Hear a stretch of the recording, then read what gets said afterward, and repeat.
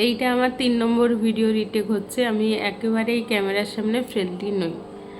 যাই হোক, কয়েকদিন ধরে বিভিন্ন কারণে আমার শরীর বা মন অতটাও ভালো নেই, কিন্তু আজকে হঠাৎ করে কয়েকটা কথা খুব মনে পড়ছিল, কয়েকটা মুমেন্টস খুব মনে পড়ছিল, তাই তোদের সাথে শেয়ার করতে এলাম। আমি গ্রাম থেকে শহরে গিয়ে ভর্তি হয়েছিলাম আমাদের কলেজে কলকাতাতে।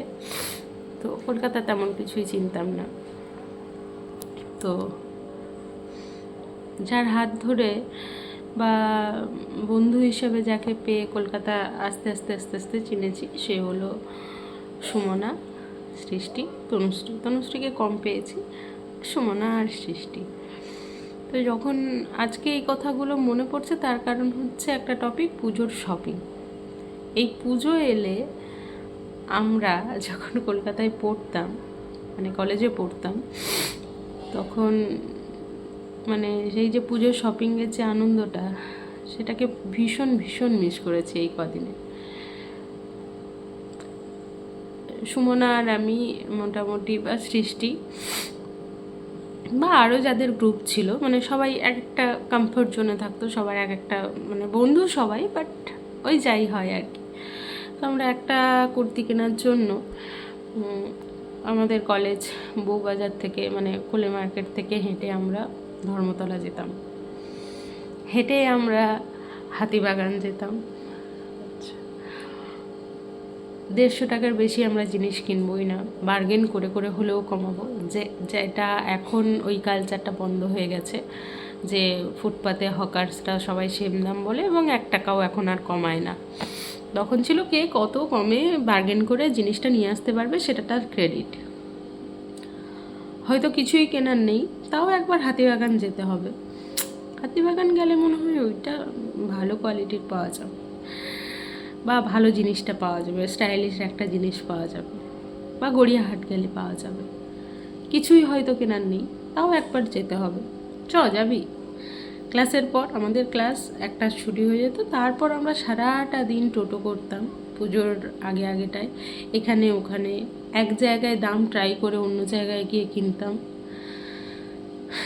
তো এই যে মানে খুশিটা, এই যে এনজয়মেন্টটা ছিল, এটা আজকের দিনে সবাই ব্যস্ত, টাকা সবার কাছেই কম বেশি টাকা পয়সা আছে, শপিং মল আছে, গেলাম টুক করে ঠান্ডা ঘরের মধ্যে কিনে নিয়ে চলে এলাম।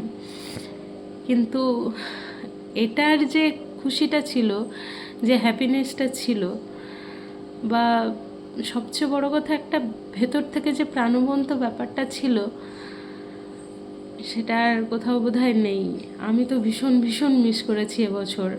মানে প্রত্যেক বছরই হয়, বাট এবছর মনে হচ্ছিল ওই আগের মতো যদি পারতাম, এখান থেকে গিয়ে ওখানে, ওখান থেকে গিয়ে এখানে। মানে এরকমও হয়েছে একবার, মনে আছে, জানি না সুমনা শুনলে এটা রেগে যাবে কিনা। ময়দানের ওইদিকে কোনো একটা মল ছিল, মেট্রো বলে সামথিং। ও একটা চটি কিনতে গেছিল, স্লিপার। সেটা কেনার জন্য আমরা 4 ঘন্টা লাগিয়েছিলাম, সেটার দাম 100 টাকা। তো এই মজাগুলো জাস্ট মানে কি বলবো, মানে বলার কোনো ভাষা নেই। এখন খুব খুব মিস করি এইগুলো। যাই হোক, তো মল, ঝাঁ চকচকে দোকানের ভিড়ে আমার তো ওই ফুটপাতে বার্গেন করে কেনার ওই দিনগুলো ভীষণ ভীষণ অ্যাট্রাকটিভ আর ভীষণ নস্টালজিক লাগছে এখন। যাই হোক, সবাই ভালো করে পুজো কাটাস, সবাই ভালো থাকিস, যারা ফেসবুকে আছিস, যারা ফেসবুকে নেই, আর সবাইকে হ্যাপি পুজো, শুভ ষষ্ঠী।